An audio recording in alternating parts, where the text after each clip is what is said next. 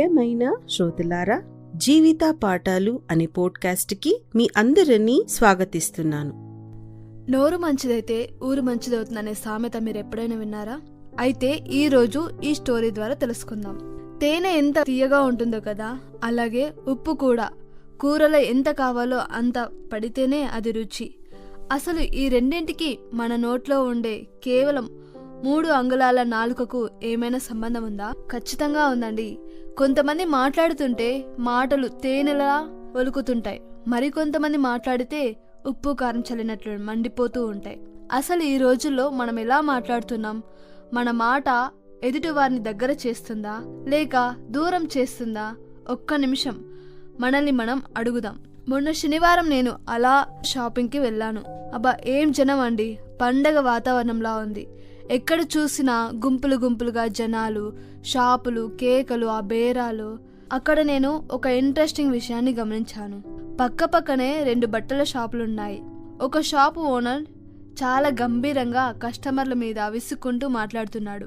తీస్తే కొనాలి మేడం, లేకపోతే ముట్టకండి అని అరుస్తున్నాడు. కానీ అతని పక్కనే ఉన్న ఇంకో షాప్ అతను మాత్రం అబ్బా ఎంత నెమ్మదిగా అంటే ఎంత రెస్పెక్ట్ ఇచ్చి మాట్లాడుతున్నారంటే కస్టమర్ అడిగిన ప్రతి దానికి నవ్వుతూ సమాధానం చెప్తున్నాడు. ఒకవేళ వాళ్ళు కొనకుండా వెళ్ళిపోతున్నా పర్లేదు మేడం, నెక్స్ట్ టైం రండి అని నమస్కారం పెడుతున్నాడు. రిజల్ట్ ఏంటో తెలుసా? ఆ విసుక్కునే ఆయన షాపు ఖాళీగా ఉంది. ఈ నెమ్మదిగా మాట్లాడే వ్యక్తి షాపు ముందు మాత్రం జనాలు క్యూ కట్టారు. ఆయన బిజినెస్ దూసుకుపోతుంది. అక్కడ నాకు అర్థమైంది ఒకటే, వ్యాపారానికైనా జీవితానికైనా పెట్టుబడి కేవలం డబ్బులు మాత్రమే కాదు, మన మాట తీరు కూడా. అదే షాపింగ్లో నేను ఇంకొక సీన్ చూశాను. ఒక అమ్మమ్మ తన చిన్న మనవరాల్ని తీసుకొని వచ్చింది. ఆ పాప ఏదో ఆట బొమ్మ కావాలని మారం చేసింది. అంతే, ఆ అమ్మమ్మ అందరి ముందు ఆ చిన్నపిల్ల మీద గట్టిగా అరిచేసి విసుక్కుంటూ ఒక దెబ్బ కొట్టింది. ఆ పాప అక్కడే రోడ్డు మీద కూర్చొని ఏడవడం మొదలుపెట్టింది. చుట్టుపక్కల వాళ్ళంతా ఆ అమ్మమ్మ వైపే చూస్తున్నారు. ఆ అమ్మమ్మకి ఆ పాప మీద ప్రేమ లేక కాదు, ఖచ్చితంగా ఉంది. కానీ ఆ క్షణంలో ఆ కోపాన్ని, ఆ మాటను కంట్రోల్ చేసుకోలేకపోయింది. ఒక్కోసారి మనం ఇంట్లో కూడా అంతే. మన పిల్లలతో, లైఫ్ పార్ట్నర్తో ఇలాగే ప్రవర్తిస్తుంటాం కదా. లోపల ఎంత ప్రేమ ఉన్నా బయటికి వచ్చే మాటలు ములుకుల్లా మనల్ని గుచ్చుకుంటే ఆ ప్రేమకు విలువ లేకుండా పోతుంది. మన పెద్దలు ఊరికే అనలేదు, నోరు మంచిదైతే ఊరు మంచిదవుతుందని. మన మాటలు తేనెల తీయగా ఉండాలి, నిజమే. కానీ గుర్తుపెట్టుకోండి, తేనె ఎక్కువైతే ఈగలు ముసురుతాయి, కడుపు కూడా పాడవుతుంది. అంటే అతిగా పొగడటం, లేనిపోని అబద్ధపు తీయటి మాటలు మాట్లాడడం కూడా ప్రమాదకరమే. అది కేవలం నటన అయిపోతుంది. మరి మన మాటలు ఎలా ఉండాలి అంటే ఉప్పులా ఉండాలి. కూరలో ఉప్పు ఎక్కువైతే తినలేం, అదే తక్కువైతే అసలు రుచే బాగుండదు. తగినంత ఉప్పే కూరకు రుచినిస్తుంది. మన మాట కూడా అంతే. ఎక్కడ ఎంత మాట్లాడాలో అంతకంటే ఒక ముక్క కూడా ఎక్కువ మాట్లాడకూడదు, అలాగే తక్కువ కూడా మాట్లాడకూడదు. అవతల వ్యక్తి తప్పు చేసినా కడిగి పారేయడం కాదు, కడిగిన ముత్యంలో మార్చేలా మన మాట ఉండాలి.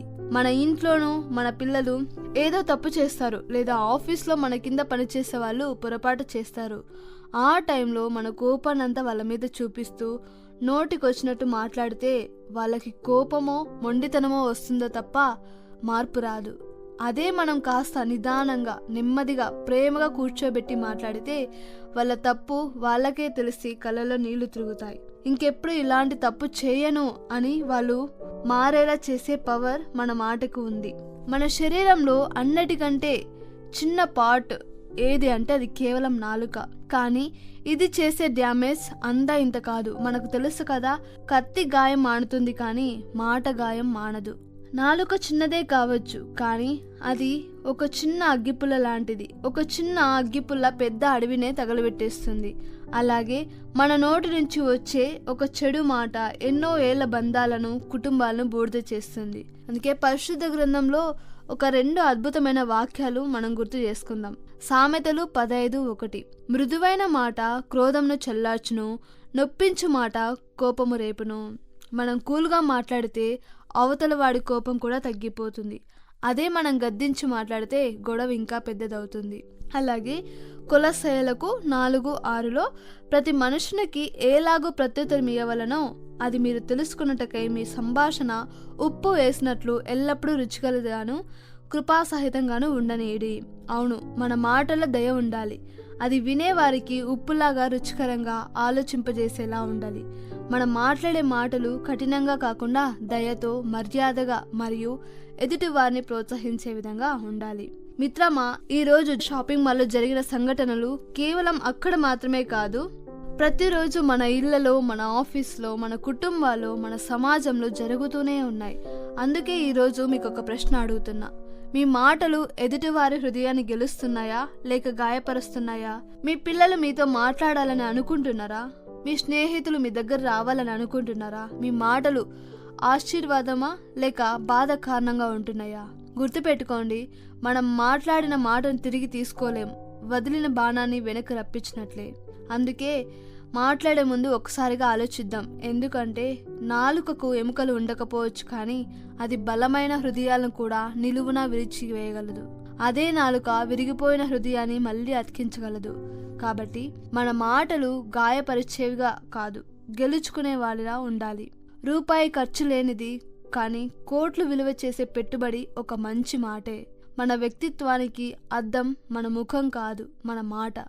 అందుకే తేనెలా మాధుర్యంగా, ఉప్పుల సమతుల్యంగా, క్రీస్తుల ప్రేమగా మాట్లాడుదాం. అప్పుడు నిజంగానే నోరు మంచిదైతే మన ఊరు మంచిదవుతుంది అనే సామెతను మనం గుర్తు చేసుకున్నట్లు.